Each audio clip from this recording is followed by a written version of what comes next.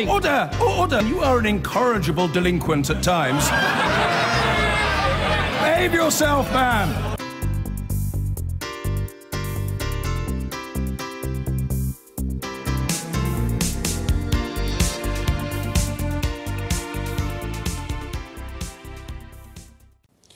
The Prime Minister can claim an initial Brexit victory this morning after the EU withdrawal bill passed its second reading in Parliament with a majority of 36 votes. But the 13 hours of debate in the Commons served as a warning to Mrs May of potential trouble ahead as Conservative MPs threaten to stage a rebellion next month. Our political editor, Faisal Islam, reports. Thank you. The ayes to the right, 326. The noes to the left, 290. So the ayes have it. The ayes have it. A key stage in the constitutional journey of Brexit passed. The second reading of the bill that will repeal the Act that took the UK into the EU. Closing the debate, the Justice Secretary conceded more work needed to be done on widespread concerns about this EU withdrawal bill. That there are significant safeguards already within the bill itself, and sometimes the debate has tended to overlook those. But Labour smell an eventual victory of sorts next month. We're asked, in a sense, as many honourable members have noted, to take it on trust that conversations will be held and that we'll have assurances down the line about how ministers will use the powers in these bills. The votes occurred into the early hours as 107 MPs put their arguments to the Commons, beginning a series of ruling late nights in the chamber. So the Brexit legislation is on track, but the challenges are just starting. In the Commons chamber there were a number of reservations from key Conservative backbenchers who want this bill amended to change the powers the government says that it needs. Time and again the debate hinged on the need for so-called Henry VIII powers, the powers for governments to change laws without passing primary legislation. On the whole, the Tudor exercise was not a proud demonstration of democracy, and these are clauses that Erdogan, Maduro and Putin would be proud of. We've heard a lot about Henry VIII. When I was a rebel, I used to care about these things. You know, now I'm a lawless. I let the government get away with it in so many ways. The opposition was split too. I will work with others to improve this bill, but tonight I cannot vote to block this bill, and I shall be abstaining to allow the bill to be further discussed and amended. Concern on all sides that this bill could take control back from Europe and give it straight to the PM, not Parliament. Faisal Islam, Sky News. Now, in the early hours of this morning, one of the government's key pieces of legislation on Brexit passed its first test in the Commons. The European Union Withdrawal Bill, which would end the supremacy of EU law in the UK, was passed with a majority of 36. Theresa May welcomed the result, saying it would give solid foundations to the ongoing talks with Brussels. Labour called the bill an affront to parliamentary democracy. Let's take a look back.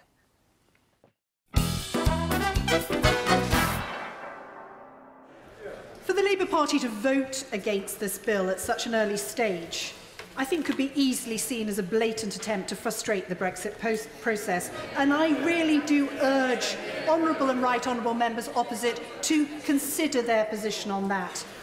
Rather, I will be voting against a Brexit badly handled and which threatens to weaken further our long-established and hard-won democratic traditions.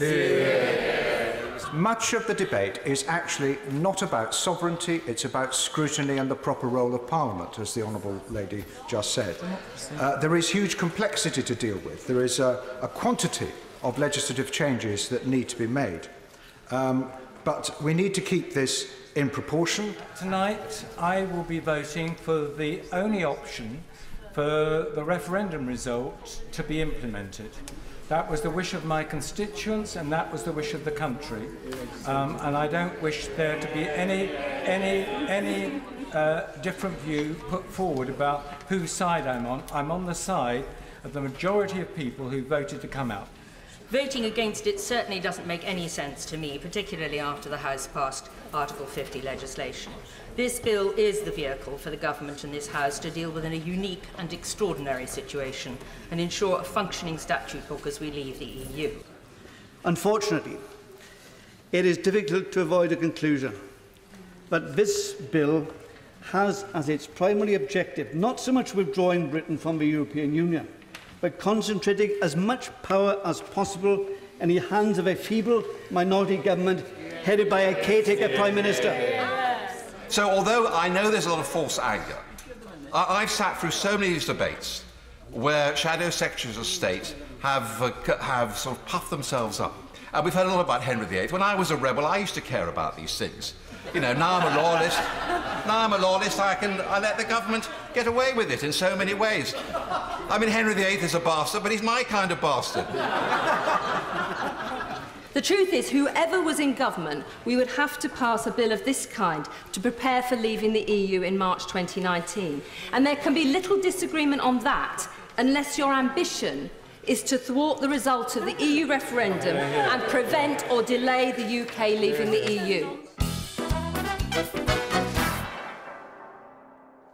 Labour MP Caroline Flint ending that film. I can speak now to the Conservative MP Dominic Grieve, who has some concerns, to put it mildly, about the bill. Dominic Grieve, after conference season, what needs to happen to the bill? The bill's going to come into committee of the whole House. We've got 64 hours to consider it, which I think is probably adequate, but we might need a bit more time, and the government's indicated it would make that time available if it's needed. And we need to go through it with a tooth comb, and there are three principal areas that need to be looked at. The first is that the government's really got to improve the mechanism for scrutiny by Parliament and how these statutory instruments are dealt with and the method by which they're dealt with. And if the government does that, that will greatly improve the legislation, which at the moment, frankly, puts far too much power into the hands of the executive. And if it doesn't? Well, I think if it doesn't, then the government risks being defeated in the committee stage in the House of Commons. I think that must be a real possibility, but I think it's hypothetical because the government's shown clear indications of listening on this, and I hope very much we'll make some progress. How worried are you? I mean, is this something that we should be fundamentally concerned about? We should always be fundamentally concerned about handing legislative authority to the executive, because the power that we are giving the government is of a very unusual character. Now, that's not to say the government doesn't have a legitimate problem, which is that it's trying to get Brexit through, which is hugely complex and very difficult, and trying to do it in a short period. So realistically, doing it by primary legislation, which is the proper way of doing it, I suppose, in a purist way, is impossible. So I recognise the government has got to take Henry VIII powers, but there's got to be a parliamentary system for scrutinising and controlling that. And if we get that, then that's already going to be a very important stage forward. What do you say to MPs like David Lammy, Labour MP, who has accused you and others of being all bark and no bite? If you really are worried about it in the way that you've outlined, shouldn't you be doing something a bit more dramatic and radical? Well, I reverse the question. What is David Lammy's view about whether we should facilitate Brexit in a non-chaotic fashion? If we don't enact this piece of legislation, or at least a piece of legislation which largely does the same thing, then we would still have Brexit at the end of it, but it would be complete and total legal chaos. So we do have a responsibility to do this, and I say that as somebody who believes that leaving the EU is a great historic mistake. But we've got to do it, and it's Parliament's duty to do it. Thank you very much, Dominic Grieve. Well, we're joined here in the studio by the Conservative MP Chris Philp, and Labour's Shadow Brexit Minister Paul Blomfield is still with us. Paul Blomfield, 7 Labour MPs rebelled last night. Is there anything that you'll be saying to them, bearing in mind there was a 3-line whip on this? Well, I think they probably know the views of the majority of the parliamentary party, and frankly... Is that it? Frankly, given the build-up to that vote, that was a pretty small rebellion. And if you compare it with the deep divisions in the Conservative Party, we have the extraordinary phenomenon... We had no rebels. We had 0. Well, let me just make the point. Suella Fernandez, who is a Treasury Parliamentary Private Secretary, is openly organising in rebellion against the Chancellor of the Exchequer. Now, that's division. Right, explain that to me. What sort of rebellion is she organising? Well, she works in the Treasury, so what's she organising? As convener of the European Research Group, which is the sort of extreme Brexit faction inside the Conservative Party, she's been coordinating a letter seeking to kick out the idea that there should be smooth transitional arrangements by some membership or continuation of the single market participation in the customs union, which is what Philip Hammond wants. Right, and just before I come to you on that, Chris Philp, but Chris does make a good point. There weren't any rebels on the Tory side. So, as I say again, the discipline in the Labour Party, if you don't want to look at the ones who rebelled, what about Caroline Flint, whom we heard there, who abstained? Well, we've all made our views very clear as a Shadow Brexit team. We've engaged very positively with Caroline. We've made our views clear to her. Right. She is a backbench member, and she cast her vote, or didn't cast it, as it happens, in the way that she thought fit. I think she was wrong. Are you worried about this move by Suella Fernandez, your colleague, to put pressure on the government for a harder or tougher Brexit than is being outlined at the moment? No, not remotely. She's arguing, and others are arguing, to implement the will of the British people expressed by a referendum. People are perfectly... This is a big debate. It's a big national debate. We're negotiating with Europe. We're debating in Parliament how to go about this quite difficult but very historic task. And it's completely reasonable for MPs. In fact, it's our duty to put forward different points of view about how we might... Because you don't trust the government to do the right thing. Remotely. And by the way, I understand her letter is pretty uncontentious and is essentially supportive, is entirely supportive of the approach the government's taking. So this is a ridiculous sort of storm in a teacup Westminster story. Let's focus on the substance of the issue, which is how we go about negotiating a good free trade deal with Europe and how we go about... how we go about executing and delivering Brexit in an orderly fashion, which this bill, even Dominic Grieve, just on that clip, admits this bill is necessary to come out of the European Union in an orderly fashion, yet Labour, irresponsibly and opportunistically, voted against it. Right. Paul Blomfield? Well, Suella's letter... Now, what about your opportunism? Let's talk about that. Hang on, let him answer on the letter. Suella's letter on the transitional deal is in direct contradiction of the position of the Chancellor of the Exchequer. Conservative backbenchers have called for her to be sacked. Now, that's a division. Right. I mean, we'll come back to that at the end. But there is a vote tonight, Chris Philp, and this is on what they call the Public Bill Committees that scrutinise the bill. And the government wants to make sure that there is a majority in favour of the Conservatives on every committee, which does go against the grain here. I mean, it's a little bit like marking your own homework and always awarding yourself an A star. Well, not really. I mean, if the motion passes and the government side gets a majority of one on these bill committees, that will be the will of the House. So you can't talk about the government being in a minority. If we win the vote, by definition, we'll be in a majority. It's not possible to govern without having a majority on the bill committees. And in fact, when Labour were in precisely the same position in 1976, they approached the problem in exactly the same way. Right, well, you're trying to compare minority governments here, but you do have a majority. You do have a working majority in that sense. Yeah. So why do you have to use Jeremy Corbyn's words, rig Parliament? Well, it's not rigging Parliament. There's going to be a vote in Parliament, a democratic vote in Parliament on the way the committee gets constituted. And if we win that vote, we'll by definition have a majority and the committee will get constituted accordingly. So it's completely democratic. And when Labour did it in 1976, they tried to slip it through on a Friday. We're doing it openly and transparently with a vote. And if we win that vote, we will by definition have a majority. Do you accept there need to be significant changes to this bill when MPs have the chance to scrutinise it? Well, look, I think every bit of legislation benefits from fine-tuning from the very fine minds we have in the House of Commons, including Dominic Grieve. And of course there are bits that I'm sure can be improved upon. I mentioned one of them in my speech yesterday. But the second reading last night was about the principle of the bill, and Dominic Grieve, the House of Lords Constitutional Committee, even Keir Starmer in his opening speech accepted we need to have something like this to get through those 1,000 statutory instruments. And it was, I think, unacceptable for Labour to try and sabotage the process by voting against it at second reading. You could have amended it at committee stage. Right. Well, do you accept that this does need to be able to go through in order for progress to be made on Brexit, Giles Fraser, and that Labour is being opportunist, to say, and use Chris Philp's words?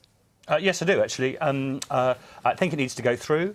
Remainers who are complaining that, power is being taken away from the Parliament and given to the executive. Of course, the great power snatch away from Parliament is the European Union itself. So the idea that, you know, power is being repatriated, that's exactly what this is all about, and that's why it needs to go through. However, Dominic Grieve is right, is that this bill, the way in which this is being done, does also give too much power to the executive, and that really does need to be addressed in committee stage. Right. How long should the transition period last, Paul Blomfield? There seems to be some confusion on Labour's side about what status the Single Market and Customs Union should have beyond the transition period, but let's start with how long the transition period should be. Well, our whole focus in the whole negotiations is the right solution for the economy, for jobs and for livelihoods. And that means... Well, everyone's right for that. But that means that we shouldn't be putting numbers on. We should be saying that the transition period should be as short as possible, but as long as necessary. Right, well, that's meaningless, isn't it? I mean, you know, are we talking 2 years? Are we talking 3 years? And should the single market be on the table beyond that? Well, we're talking about a period in which the negotiations are completed. We imagine that that's going to be something between 2 and 4 years, but to put false obstacles in the way of successful negotiations is a stupid thing to do. It's what this government is doing in a number of ways, but it's not in the interest of the British economy. But Paul, there's a trust issue here, isn't it? The trust issue is actually that people's perception, widespread perception, is that people like you are actually just trying to trip up the process. That actually you've got no love in your heart for leaving the European Union, and you're desperately looking for ways to stop it. And actually you say all this stuff on the surface, but actually deep down, what you're trying to do is trip it up. And that's what people really think. That may be a perception. Well, hang on a second. Well, let him answer. That may be a perception because it's one that some of the Brexiteers keep pushing. The truth is that those of us who did, like me and Dominic, campaign for remaining in the European Union, accept the verdict of the British people. The test for that was the vote on Article 50. I represent a constituency which voted 70% Remain. I voted to trigger Article 50 to take us out of the European Union. That will happen in March 2019. The question that this bill is about how we leave, whether it's the car crash that the current government are creating or whether we have a smooth transition. We're going to have to finish it there, but thank you both for coming in. Now, the next round of Brexit negotiations in Brussels has been pushed back by a week to allow more time for consultation. The talks now won't start until the last week of September after a major speech on Brexit that Theresa May is expected to make next week. As well as dealing with the European Commission in Brussels, the government's parliamentary workload is growing as rebel Conservative MPs tabled a string of amendments to the EU withdrawal bill that passed its first parliamentary stage last night. Our political editor Gary Gibbon has this report. As on the order paper. The moment the second reading vote was passed, you see MPs, bottom right here, handing bundles of amendments to the Commons clerks. The most likely to get passed, though, are the ones submitted in the names of a gaggle of Tory MPs, drafted by the former Attorney General, Dominic Grieve. Your amendments are looking at trying to make sure that the fast-track procedure, which you accept should happen, has proper safeguards. That's what these are looking at. And you've got about 9 or 12 Tory MPs in total signed up. 12 Tory MPs signed up to those particular... An awful lot of people want to know is maybe this is the moment that enough Tories get together with the opposition MPs to force a second referendum or impose the single market into the deal, the final deal. Your message is just whistle. That's not going to happen. That's not going to happen. I don't think there are Conservative colleagues who wish to put spanners in the process of Brexit if Brexit is going to happen. The government today published a document on what it thinks the future foreign policy and defence relationship with the EU might look like after Brexit. This comes 6 months after the Article 50 letter, formally notifying Brussels that Britain was leaving the EU, suggested that there was a bit of a trade-off with how much Britain would help on security issues, and that was dependent on whether we got what we wanted on trade. In today's document, that bargaining chip element is toned down, but it doesn't completely disappear. If you don't get what you want from a trade deal, are you going to withdraw this offer of cooperation? No, these things are two sides of the same coin. They're about Britain's prosperity and Britain's security. Tonight it's been announced that the next round of Brexit talks has been pushed back a week, and that's in part because Brussels thinks the Prime Minister could be about to make an important speech, revealing a bit more about what Britain wants from a transitional arrangement after Brexit, after March 2019. If the Prime Minister says she wants a status quo arrangement, that could unlock a lot of the problems over the bill that Brussels is demanding, because Britain would have to keep on paying in a lot of money anyway for that period. Tonight, the Chancellor left no one in any doubt what he wants from a transition. It would not make sense to ask business to face two sets of changes, and that implies that a transition or interim period would need to look a lot like the current status quo. Adding to the pressure on the talks, Toyota's executive vice president said his company was worried government promises of a no-tariff relationship with Europe were fading. The Toyota chief said, "It's clear that if we have to wait 2 to 3 more years to have clarity on this topic, we will have a big question mark about our future investment in the country."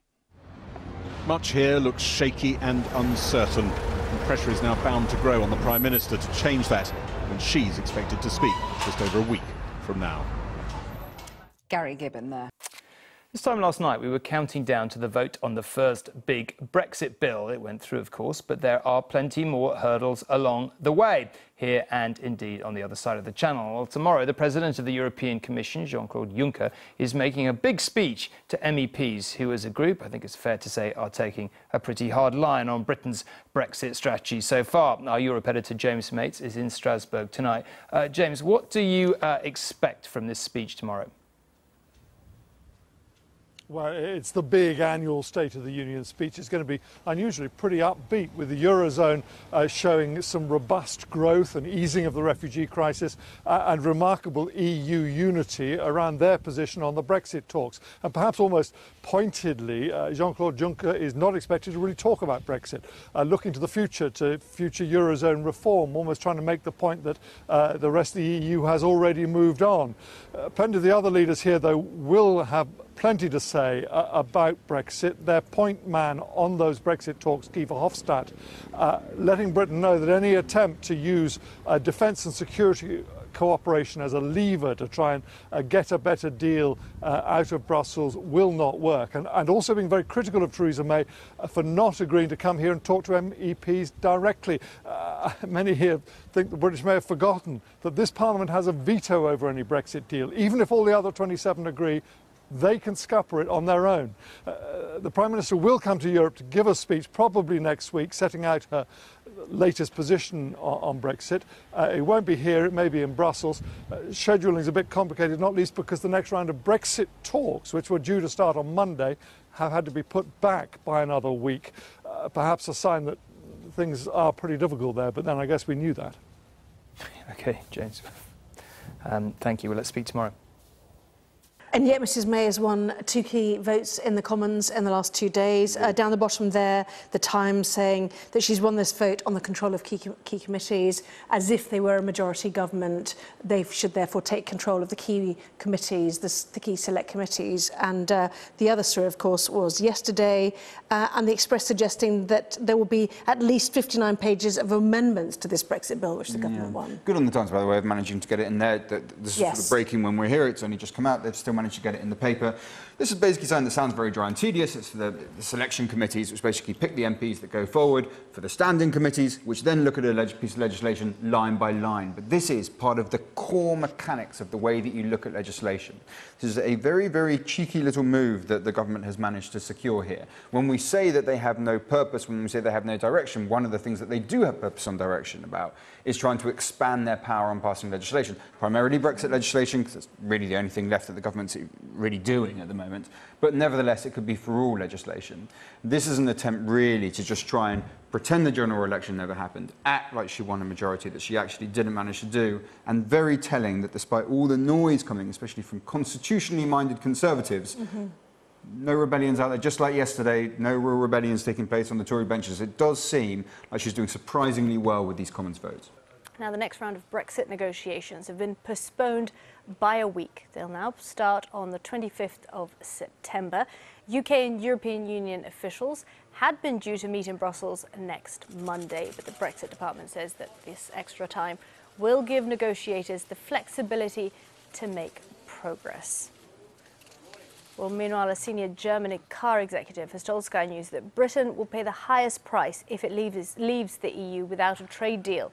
The head of the German Automotive Association has also said that it set up a task force to make contingency plans in the event of a hard Brexit.